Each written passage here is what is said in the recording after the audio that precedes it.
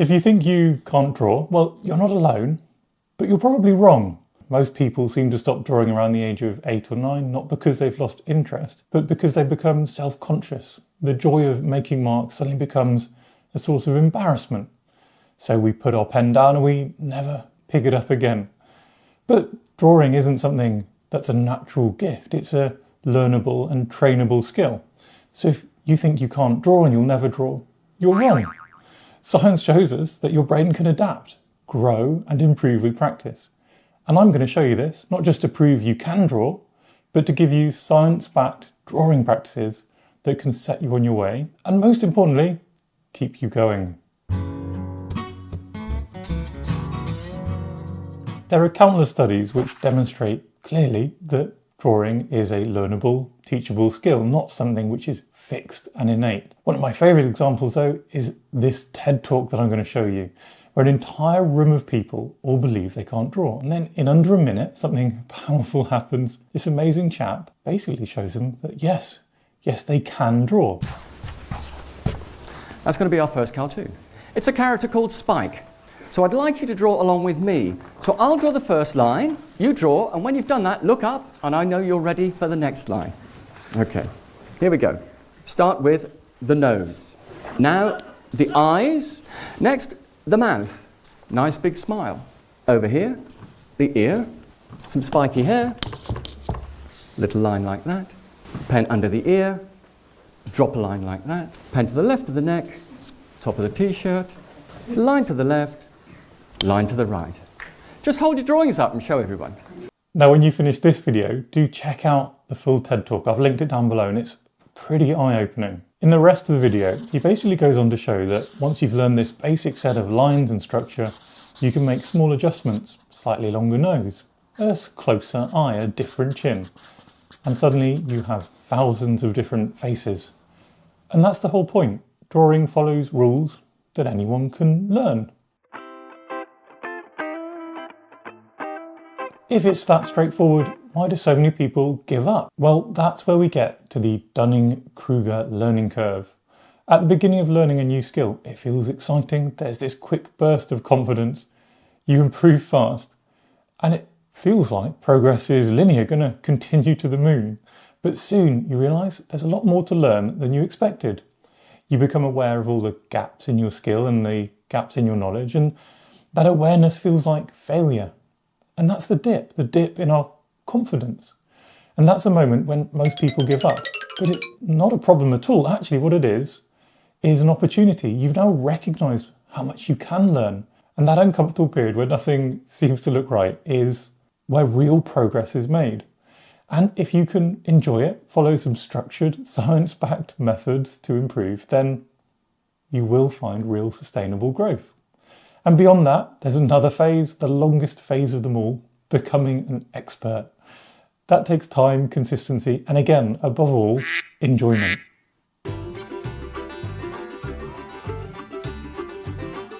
One of the biggest challenges, though, early on, is learning to draw what you see and not what you think you see. It's easy to draw a nose, for example, that's too big, because you know it's important to the face. But in reality, a nose, maybe not my nose, which is very big, but a normal person's nose is often subtle and small. It's easy to over-exaggerate and draw really firm lines because we assign such a meaning to the nose as an important part of a face. Take a house and the windows, for example. You might draw them too bold and dominant because they're conceptually important. What kind of house doesn't have a window? But on an actual building, especially from a distance, they might be soft-edged, reflective, or even barely visible at all. But good news, there's a powerful exercise to shift that mindset. Take a photo or a line drawing and turn it upside down. And now draw it, recreate it, without flipping it the right way around. This tricks your brain out of recognising symbols and meaning and into observing shapes, angle and spaces. This is the real foundation of drawing. What I really enjoyed about doing this exercise in particular is when I'm approaching this mill, which I've actually drawn before, I normally have a very set way of doing things, but because I'm doing it upside down, I find myself really looking at shapes and not doing it in my set way. I don't go along the rooftops first. I just look for the the biggest shapes. And when I turn it around, I'm hugely and very pleasantly surprised by how it looks. I think it's a lovely little version. Now recently I discovered another cunning way to stretch this skill. Drawing scenes from a top-down bird's eye view. I bought a drone, very exciting for me, and I found all the views I was getting really interesting. I have no real full understanding of what a church should look like from above. So it was a real workout for my brain, my hand-eye coordination, my visual cortex, to get it on the page. And yet, I really enjoyed it. And I think I learned something too. Even though I'm talking about a lot of science behind learning to draw, none of this matters if it's not sustainable. Now, to sustain something, you need motivation, and usually that means you enjoy the process. You need to have fun, even when it's messy, even when it's frustrating. You need to enjoy it, because then you'll keep going. And if you keep going, you'll get better. That's the entire game, nothing more. That's why so many of the exercises I recommend, both in this video and in most of my YouTube, to be honest, are deliberately loose, playful, a bit silly, and designed to reduce our internal judgment. If you like this style of teaching, if you want to learn more about how I think about sketching, you can join me on my free course. There's a link down below. No strings attached. 7 days of sketching prompts and ideas, and you will surprise yourself with how far you can come.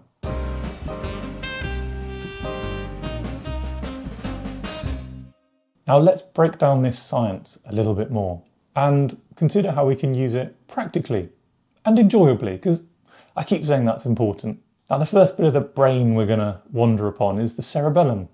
Now the cerebellum is one of the most ancient parts of the brain. It's present in mammals, but also in reptiles and birds, and it's responsible for automating complex movements. When you first learned to ride a bike, you probably remember falling off a lot. But now you can probably ride a bike whilst having a conversation and drinking from a water bottle. You don't need to think about it. So Betty, we're going to show everyone how good your cerebellum is.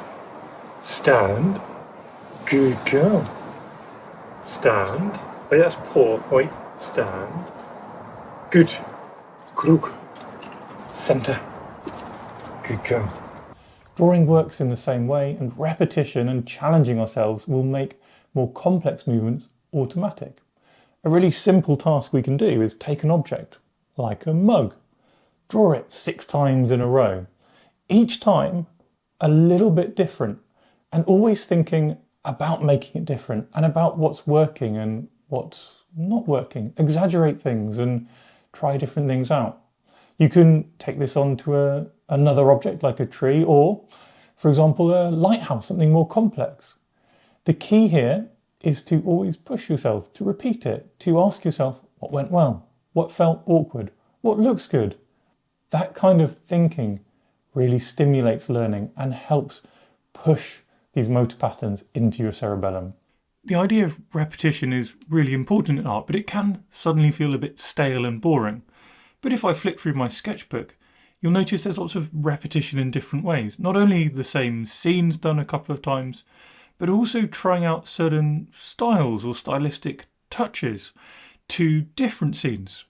And all of these are building repetition. They're all building the idea of confidence and sort of pushing those fine motor skills firmly into our cerebellum so we can stop thinking about them and get on with making art. Now, artists aren't just better at hand movement, they're better at seeing. They have it all. MRI scans show that trained artists have enhanced activity in their visual cortex, the part of the brain responsible for interpreting what you see. Now, this too is completely, totally trainable. One of my favourite things are timed scribbles. Give yourself 30 or 60 seconds and scribble on a page and then see what evolves. Take a step back and look. Can you see some edges? Maybe there's some eyes in there. Maybe it's a tree. The idea is that we create marks, we look for things emerging, and we don't judge it too much. If it looks silly, we have a little chuckle. But all the time got pressure, scribbles, and that is reducing our judgment. Then try giving yourself some prompts like house. Scribble quickly and build a house from the abstract marks. Even walking or the wind blowing through a tree might be good prompts to try. You can then expand this, build a full scene, scribble across a page, and Maybe we've got a man walking to a post box and delivering his letter. It all comes from seeing something different within the chaos of a scribble and being able to find those connections, find those edges, those contrasts. That is seeing like an artist. Now, copying gets a bad rap in art, but when you copy a drawing, something fascinating happens. Your mirror neurons fire. These are brain cells which are evolved to help us learn by watching and replicating other people. They simulate what others are doing, so when you copy a line, your brain is literally practicing as if you'd invented that line yourself. Now, we can copy a drawing, choose a drawing you admire and take it slowly, line by line. But don't just copy. Again, we need to think. So ask yourself, what decisions did the artist make? How does the line vary? What is the detail here, and why have they left out other details in other places? How are the shadows formed, and what marks have they used to do this? This isn't just a modern science, it's historical, and it's the way artists have learned for centuries.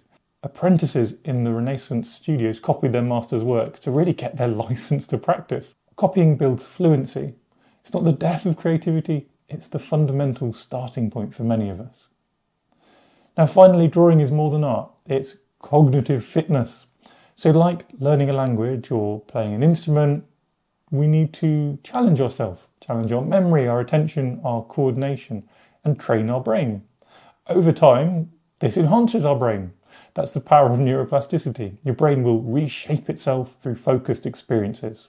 MRI studies again show that drawing strengthens the connection between brain regions, especially those for motor control and visual reasoning. It helps make your brain more efficient, more adaptable, and I'm going to say it, frankly, more interesting. So if you stopped drawing or never started because you couldn't, here's the truth. You're wrong. You can. Our brain is literally built to learn this. You just have to give it time, curiosity, and a little bit of permission to get it wrong. When you let go of that judgment and keep showing up, your brain will do the rest. You'll draw better, you'll think more clearly, and perhaps you'll start to see the world with new eyes. And along the way, you'll have a cool new skill.